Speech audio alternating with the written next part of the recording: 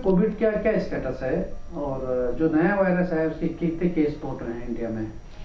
देखिए, कोविड के अभी भी रैंडमली कुछ केसेस तो आ रहे हैं, पर्टिकुलरली महाराष्ट्र, केरला, आंध्रा और कर्नाटका, ये कुछ ऐसे स्टेट्स हैं जिसमें कि बीच बीच में केसेस बढ़ जाते हैं, फिर कम हो जाते हैं, फिर बढ़ जाते हैं।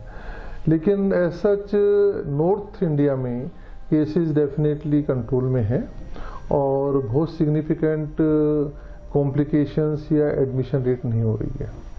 सर, ये नया वेरिएंट है ओमिक्रॉन, इसका किस एज ग्रुप पर ज्यादा प्रभाव पड़ सकता है, इसके बारे में कुछ? ये ओमिक्रॉन क्या है कि एक म्यूटेशन से पैदा हुआ वायरस है जिसमें काफ़ी सारे स्पाइक्स है वो चेंज हो गए हैं और बहुत ज़्यादा इसकी स्टडीज अभी नहीं हुई हैं। लेकिन इंडिया में करीब टिल टू डेट करीब 87 केसेस रिकॉर्ड हो चुके हैं और इसमें भी ज़्यादातर केसेस महाराष्ट्र में ही हैं। और जो ये सोच रहे हैं कि भाई किसकी वजह से बहुत ज़्यादा केसेस फैल जाएंगे, अभी इंडिया में ऐसी स्थिति दिखाई नहीं दे रही है। सर, जैसे डेल्टा प्लस पहले आया था उसमें और ओमिक्रॉन में क्या भिन्नता, किस तरह से? भिन्नता कोई मतलब वो भी एक वेरिएंट था, ये भी एक वेरिएंट है और इसमें लोग कह रहे हैं कि भाई स्पाइक्स बहुत ज़्यादा हैं। जो अपन देखते हैं वायरस का स्ट्रक्चर देखते हैं उसमें स्पाइक्स दिखते हैं, तो स्पाइक्स ज़्यादा हैं और ये कुछ लोग सोच रहे थे, कुछ प्रेडिक्ट कर रहे थे और कुछ देशों में ओमिक्रॉन के केसेस ज़्यादा भी आए और तो उन्होंने ये देखा कि बहुत ज़्यादा सिम्टम्स नहीं आते हैं इसके अंदर, सिम्टम्स माइल्डर ही रहते हैं। लेकिन क्या है कि वो ये कह रहे हैं कि मतलब ये स्प्रेड बहुत तेज़ी से होता है।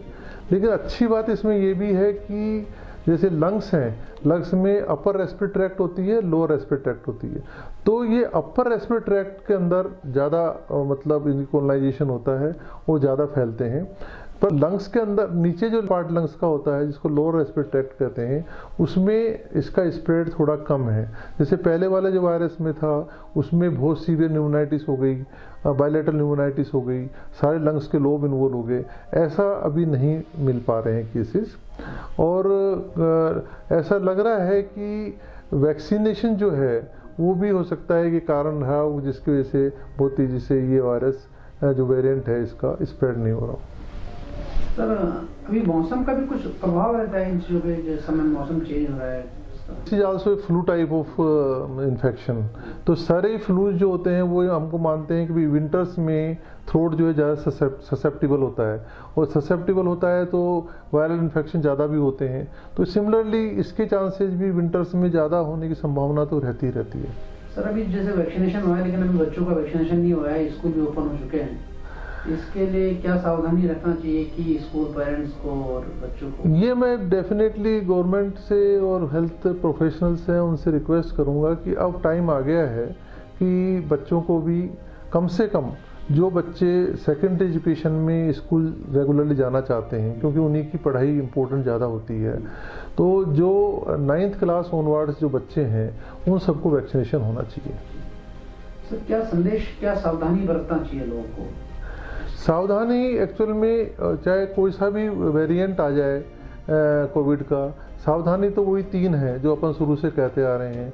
भाई अभी भी अपन को मास्क यूज करना चाहिए, सोशल डिस्टेंसिंग मेंटेन करनी चाहिए और अपने हाथ मुंह धो के रखने चाहिए और गैदरिंग भीड़ भाड़ वाली जगह में जाने से बचना चाहिए।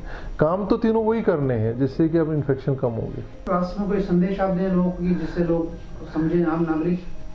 मैं आम नागरिकों को ये संदेश देना चाहता हूँ कि अभी निष्फिक्र नहीं हो, थोड़ा डर के रहें और ऐसा नहीं हो कि मतलब जैसे सेकेंड वेव आई थी उस समय अचानक आ गई और फिर बहुत सारे लोग बीमार पड़ गए, बहुत सारे मोर्टलिटीज हो गई, हॉस्पिटल पैक हो गए, ऑक्सीजन की कमी हो गई, एम्बुलेंसेज की कमी हो गई। ऐसी स्थिति पैदा नहीं हो करके अपने को वो सब प्रिकॉशंस अभी बरतनी चाहिए जहाँ तक कोशिश हो, ताकि ये जो नया वायरस आया है चाहे पुराना वायरस भी हो तो तेज़ी से स्प्रेड नहीं हो और जनता को का अहित नहीं हो। और मैं ये चाहता हूँ कि अपना भारत देश में सभी सुखद रहें और सुखी रहें और इस बीमारी का फैलाव कम हो। Thank you sir.